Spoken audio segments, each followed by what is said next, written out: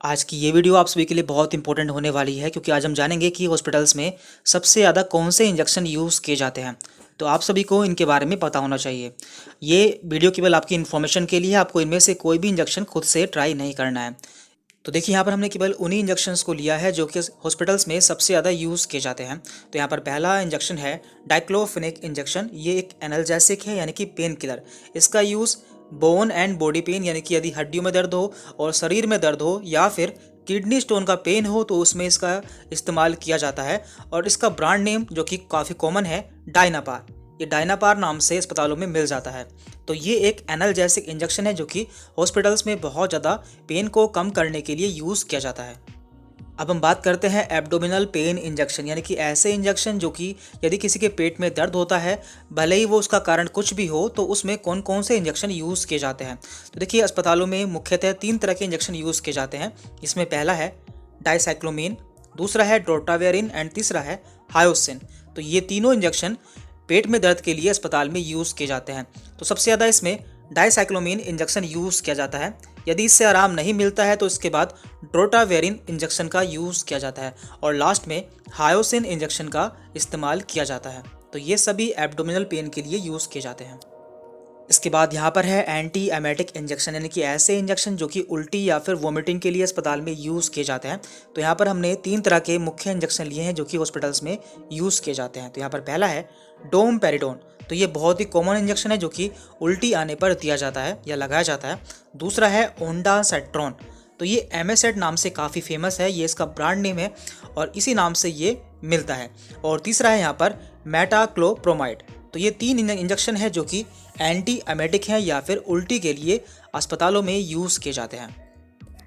इसके बाद यहाँ पर हम बात करते हैं एंटीबायोटिक इंजेक्शन के बारे में, यानी कि ऐसे इंजेक्शन जो कि इन्फेक्शन के लिए दिए जाते हैं या फिर बैक्टीरियल इन्फेक्शन के लिए यूज़ किए जाते हैं। तो ये बहुत ही इंपॉर्टेंट इंजेक्शन होते हैं। जब किसी में इन्फेक्शन हो जाता है या फिर किसी की सर्जरी होती है तो उस समय इनका यूज़ किया जाता है और इसकी बहुत ही बड़ी क्लास है। हर डॉक्टर की चॉइस अपनी अलग अलग होती है, लेकिन यहाँ पर हम केवल ऐसे इंजेक्शन के बारे में बात करने वाले हैं जो कि सबसे ज़्यादा यूज़ किए जाते हैं। यहाँ पर पहला है जेंटामाइसिन, दूसरा है एमाइकासिन एंड तीसरा है सेफ्ट्रिक्सोन। तो ये तीनों इंजेक्शन है जो कि सबसे ज़्यादा यूज़ किए जाते हैं इन्फेक्शन के लिए। इसमें से जो तीसरा इंजेक्शन है सेफ्ट्रिक्सोन, इसे यूज़ करने से पहले पेशेंट पर इसका एलर्जी टेस्ट किया जाता है क्योंकि ये हर किसी को सूट नहीं करता है। अब हम बात करते हैं एंटी एलर्जिक इंजेक्शन के बारे में, यानी कि ऐसे इंजेक्शन जो कि एलर्जी के लिए दिए जाते हैं। तो एलर्जी कई तरह की हो सकती है, जैसे कि खुजली हो जाना, दाने हो जाना या फिर नाक बहना। तो एलर्जी कई तरह से हो सकती है। तो इसके लिए मुख्यतः 3 तरह के इंजेक्शन यूज़ किए जाते हैं। इसमें पहला इंजेक्शन है फेनिरामीन मैलिएट इंजेक्शन। तो ये आपको एविल नाम से मिल जाता है जो कि काफ़ी कॉमन है, इसकी टैबलेट भी आती है। लेकिन यहाँ पर हम इंजेक्शन के बारे में बात करने वाले हैं जो कि इमरजेंसी केस में दिए जाते हैं। इसके बाद दूसरा इंजेक्शन यहाँ पर डेक्सामेथासोन जो कि एक स्टेरॉयड है एंड तीसरा है यहाँ पर बीटामेथासोन। तो ये तीनों ही एलर्जी के रूप में हॉस्पिटल्स में यूज़ किए जाते हैं। तो ये बहुत ही कॉमन इंजेक्शन है।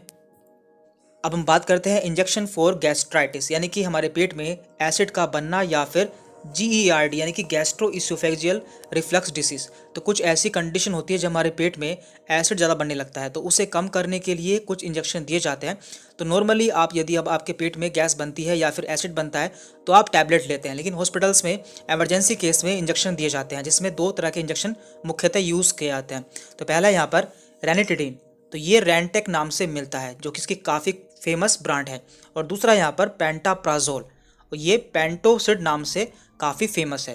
तो ये दोनों इंजेक्शन गैस्ट्राइटिस के लिए यूज़ किए जाते हैं। इसके अलावा कुछ और ऐसे इंजेक्शन हैं जो कि अस्पताल में बहुत ज़्यादा यूज़ किए जाते हैं, जैसे कि यहाँ पर है ट्रैंक्सामिक एसिड इंजेक्शन।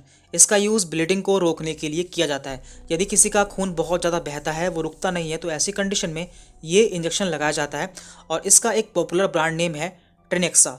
ये इस नाम से काफ़ी ज़्यादा यूज़ किया जाता है।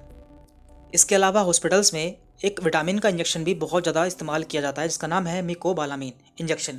इसमें विटामिन B12 होता है और इसे हम ताकत का इंजेक्शन के नाम से भी जानते हैं और इसका काफ़ी फेमस ब्रांड नेम है न्यूरोकाइंड। ये न्यूरोकाइंड नाम से काफ़ी फेमस है और हॉस्पिटल्स में इसका यूज़ किया जाता है। इसमें विटामिन B12 होता है और हम इसे ताकत का इंजेक्शन भी कहते हैं। तो आज की वीडियो में हमने कुछ ऐसे इंजेक्शन के बारे में बात की है जो कि हॉस्पिटल्स में बहुत ज़्यादा यूज़ किए जाते हैं। तो ये सभी जानना आपके लिए बहुत ज़रूरी था, तो इसलिए हमने इस पे वीडियो बनाई है। तो आगे भी हम इस तरह की वीडियोस आपके लिए बनाते रहेंगे, इसलिए यदि आप हमारे चैनल पर नए हैं तो चैनल को सब्सक्राइब कर लें, जिससे आगे भी आपको हमारी वीडियोस के नोटिफिकेशन मिलते रहें। Thank you very much.